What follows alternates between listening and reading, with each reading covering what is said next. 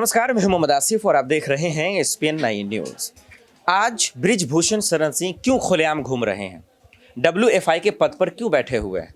उनका अध्यक्ष पद से इस्तीफा क्यों नहीं हुआ? क्या वो सलाखों के पीछे जाएंगे या फिर उनकी संपत्ति पर कोई सवाल क्यों नहीं उठा रहा? इन तमाम सवालों का जवाब दूं, लेकिन उससे एक अहम सवाल और आपको बता दें। वो अहम सवाल ये है, अब वो इसको लेकर है। वो कौन? वो हमारी देश की पहलवान बेटियों को लेकर है। चलिए पूरे मामले को पहले समझ लेते हैं। मामले की शुरुआत कहां से होती है और इस पर विपक्ष कैसे हमलावर होता है, इसके लिए आवाज कौन कौन उठाता है? क्या स्मृति ईरानी उठाएंगे या कोई और उठाएगा? पूरी खबर को तफसील से समझने की कोशिश करते हैं।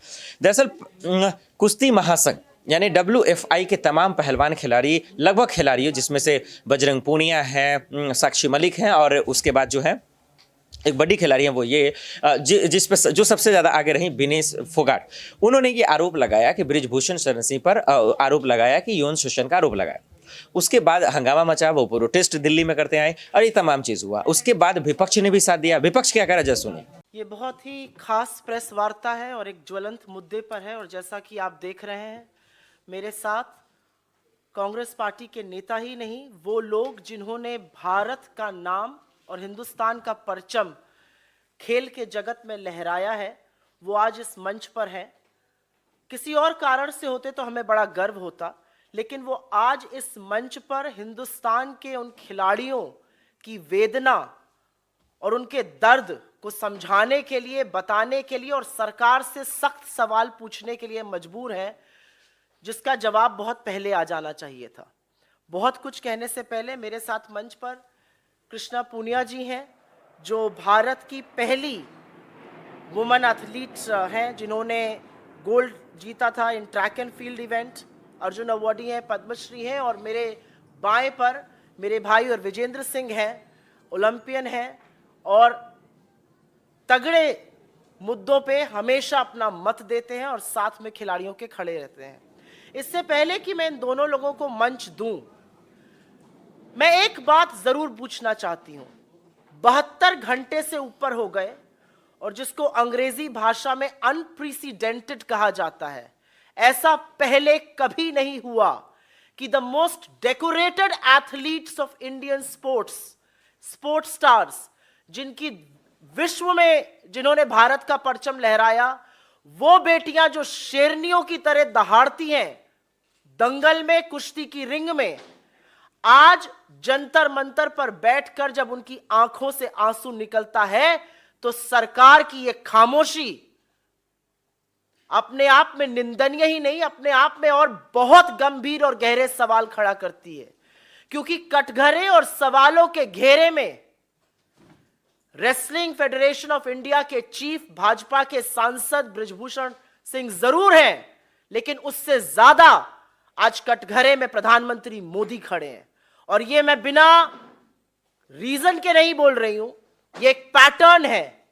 विनेश फोगाट जी ने अपनी पहले दिन की प्रेस कॉन्फ्रेंस में कहा था कि उन्होंने अपने परिवार के साथ जाकर 2021 के अक्टूबर महीने में मोदी जी को सारी असलियत से वाकिफ कराया था।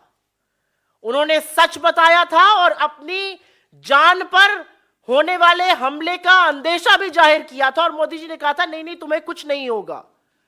1.25 साल तक, और मोदी जी ने सार्वजनिक रूप से विनेश फोगाट जी को अपनी बेटी कहा है कि तुम तो मेरी बेटी जैसी हो, मैं तुम्हारे सारे परिवार को जानता हूं। तो आज सवाल यह है कि जब एक महिला एथलीट और डेकोरेटेड महिला एथलीट इस देश के प्रधानमंत्री के पास जाकर फेडरेशन में हो रहे यौन शोषण और कुकृत्यों के बारे में अक्टूबर महीने में बताती है, तो 1.25 साल तक मोदी जी ने क्या किया और वो इस पर चुप क्यों रहे? क्या कार्रवाई हुई? मंत्री, सांसद अभी भी अपने पद पर बरकरार है, कोई इंटरनल इंक्वायरी नहीं हुई, कोई सवाल जवाब नहीं पूछा गया। और हम ये क्यों ना पूछें कि इस सरकार का पैटर्न है, ये बड़े बड़े आक्षेप और बड़े बड़े आरोप लगते हैं, उसके बाद कटघरे में इनके मंत्री, इनके सांसद खड़े होते हैं, लेकिन बेशर्मी के चलते और थेथरई के चलते यह सरकार उनको पद से बर्खास्त नहीं करती। यह हमने अजय मिश्रा टेनी के केस में भी देखा था, जो आज भी मंत्री बने हुए हैं, और बृजभूषण सिंह के केस में भी हम देख रहे हैं।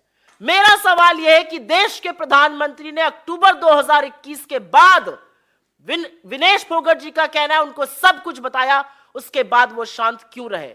जंतर मंतर पर बैठे हुए ये एथलीट्स, उनकी आंख के आंसू और इन लड़कियों का आज शायद लड़की होने पर भी अफसोस जताना बहुत बड़े सवाल खड़ा करता है।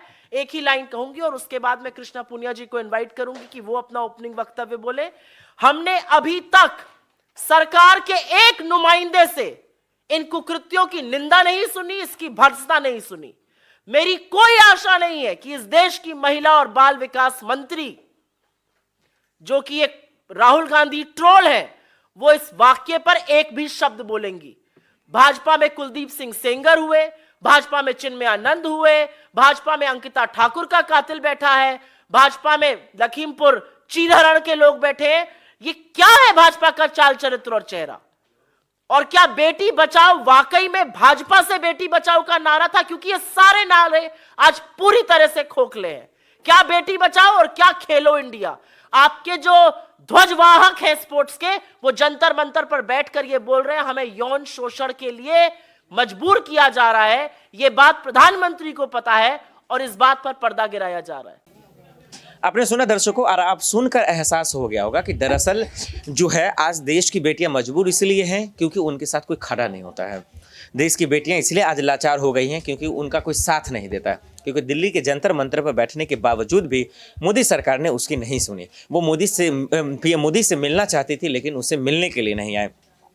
आपने देखा कि किस तरीके से जो है खास करके अगर बात करें जो है उसके बाद अनुराग ठाकुर हालांकि प्रेस कॉन्फ्रेंस हुई, रातों रात बातचीत हुई, मीटिंग हुई, लेकिन सिर्फ आश्वासन दिया गया, उसको पूरा नहीं किया गया। उनके साथ नाइंसाफ़ी हुई, तमाम चीज़ें। अब सवाल ये है कि आखिर जब ये तमाम खिलाड़ी धरने पर थे तो उसके बावजूद कोई भी महिला मंत्री क्यों नहीं है? चाहे उसमें स्मृति ईरानी हो, निर्मला सीतारमण हो या फिर मीनाक्षी लेखी हो, जो किसान आंदोलन को गाली दे रही थी। तो आखिर ये कम से कम इन देश की बेटियों का साथ तो देती, इनके साथ तो आते, क्योंकि विपक्ष के बहुत सारे नेताओं ने साथ दिया, चाहे वो पवन खेरा हो, सुप्रिया श्रीनेत हो, उसके बाद जयराम रमेश हो, या फिर तमाम वो देश के लोगों ने साथ आया, सोशल मीडिया के माध्यम से मुहिम चलाया, उनका साथ दिया। लेकिन इसके बावजूद उन पर कोई ना तो कार्रवाई हुई और ना ही कोई एक्शन हुआ। अब सवाल इसीलिए यही है कि आखिर इनको इंसाफ कैसे मिलेगा।